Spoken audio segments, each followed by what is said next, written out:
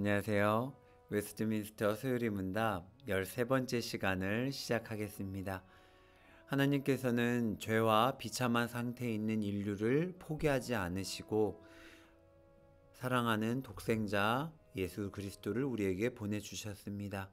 그분께서 우리의 죄를 담당하시고 우리를 구원하실 것입니다. 그분을 우리가 구속자라고 부릅니다.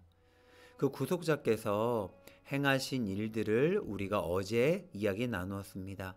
이 땅에 오셔서 선지자로, 제사장으로, 왕으로, 또 우리를 위해 구속자로 행하셨고, 오늘은 낮아지심 상태로 또 높아지심 상태로 구속자의 일을 완성하신 것을 우리가 오늘 나누도록 합니다.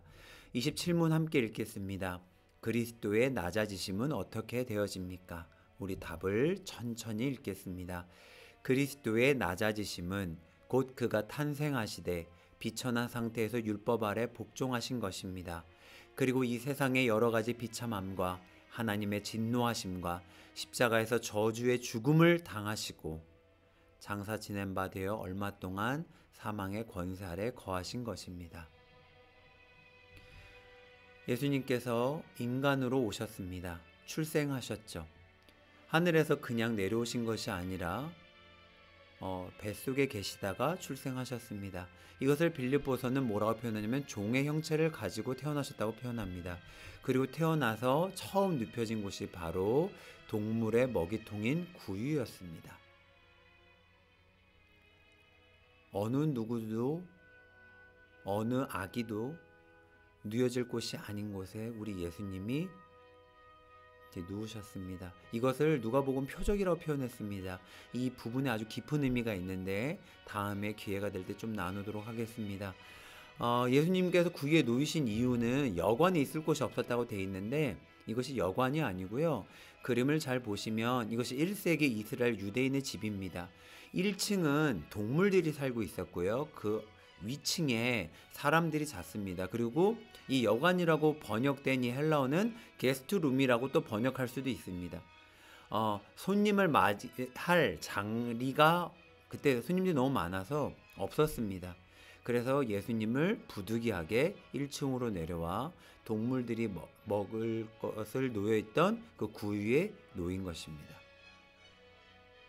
예수님은 이렇게 출생하시고 비천한 상태로 우리에게 오셨습니다. 그리고 율법 아래 거하셨죠. 우리 하나님이 어떤 분이십니까? 율법 아래 계신 분이 아니라 율법을 만드신 분인데 예수님께서는 우리를 대표하시고 우리처럼 되시기에 율법 아래 있으셨습니다. 그리고 하나님의 저주를 받으시죠. 신명기 21장 23절에 보시면 나무에 달린 자는 하나님께 저주를 받았습니다. 그래서 예수님을 고발하던 대제사장 및 그 사람들이 계속 예수님을 어디에 못 박으라고 했냐면 십자가에 못 박으라고 했습니다. 당시 유대인은 십자가라고 표현하지 않고 나무라고 표현했거든요. 이 예수 그리스도가 하나님의 저주로 죽었음을 보여주고 싶었던 것입니다. 그런데 예수님은 죄가 없으시죠. 예수님이 십자가에서 죽으신 이유는 우리를 위하여 저주를 받으신 것이고 율법의 저주에서 우리를 구하시기 위해서 십자가에 올라가셨습니다. 십자가에서 올라가신 후 몇 시간이 흘렀죠. 그리고 예수님 외치십니다. 나의 하나님 나의 하나님 어째 나를 버리셨나이까. 우리가 받을 저주를 우리 예수님께서 다 받으신 것이죠. 근데 십자가 그림을 잘 보시면 십자가형은 원래 옷을 입히지 않습니다. 겉옷과 속옷을 다 벗깁니다. 그러나 우리가 봤던 영화나 만화나 성화들은 대부분 예수님의 속옷 정도는 입고 있죠. 그거는 그렇게 표현하기 좀 쉽지 않았기 때문에 그렇습니다. 실제로는 십자가형은 옷을 전부 벗겨서 먼저 가장 수치를 느끼게 합니다. 수많은 사람들 앞에서 부끄러움을 느끼게 하고 그 다음 이 손목에 못을 박습니다. 손바닥에 못을 박으면 손이 찢어집니다. 그래서 여기와 여기에 못을 박고 발목에 못을 박고 다 그림과 같은 형태로 계속 매달려 있다가 결국 질식해서 죽게 되는 형틀이죠. 이곳에서 우리 예수님이 우리의 저주를 담당하신 것입니다. 그리고 예수님의 무덤에 묻히십니다. 그리고 얼마 동안은 죽음의 권세 아래에 계시죠. 만약에 예수님의 낮아지심으로 모든 이야기가 끝나버렸다면 우리는 지금 이런 성경 공부를 할 이유가 없고 아마 이런 만남도 없었을 것입니다. 바울도 이렇게 표현했죠. 고린도서 15장 17절에 그리스도께서 다시 살아나신 일이 없으면 너희 믿음도 헛되고 너희가 여전히 어디에 있어요? 죄 가운데 있다. 그리고 19절에 우리가 바라는 것이 이 땅의 일이라면 모든 사람 가운데 우린 진짜 불쌍한 사람들이다. 그러나 예수님은 낮아지시면서 끝나지 않으십니다. 그분은 높아지십니다. 우리 답을 함께 천천히 읽겠습니다. 그리스도의 높아지심은 3일 만에 죽은 자 가운데서 다시 살아나신 것과 하늘로 올라가신 것과 하나님 아버지의 우편에 앉아 계신 것과 마지막 날에 세상을 심판하러 오시는 것입니다. 제가 교재에 하나님이라고 되어야 되는데 하나라고만 했더라고요. 이렇게 님자를 좀 붙여주시면 되겠습니다. 또 죄송합니다. 이것이 예수 그리스도의 높아지심입니다. 우리의 구속자의 높아지심입니다. 그분은 성경의 기록대로 성경대로 3일 만에 부활하십니다. 죽음이 예수님을 가둘 수 없었습니다. 죽음이 예수님을 계속 누워있게 할 수 없었습니다. 죽음이 예수님을 부패하게 할 수 없었습니다. 예수님은 죽음을 이기셨습니다. 이제 장차 죽음이 죽을 것을 몸소 보이신 것입니다. 그리고 제자들과 함께 있다가 하늘로 올라가십니다. 하늘로 올라가셔서 하나님 우편에 앉아 계시게 되죠. 에베소서 1장 20절에 보시면 하늘에서 자기의 오른편에 앉히사. 그리고 이 오른편에서 우리를 위해서 지금도 간구하고 계십니다. 우리 제사장 할 때 잠시 이야기했던 부분입니다. 예수님께서 우리를 위해서 지금 보좌 우편에서 우리를 위해서 계속 간구하십니다. 그리고 하나님 우편에서 뭐 하시냐면 우리를 위한 거처를 예비하고 계십니다. 우리가 장차 갈 곳을 우리 예수님께서 친히 준비해 주고 계십니다.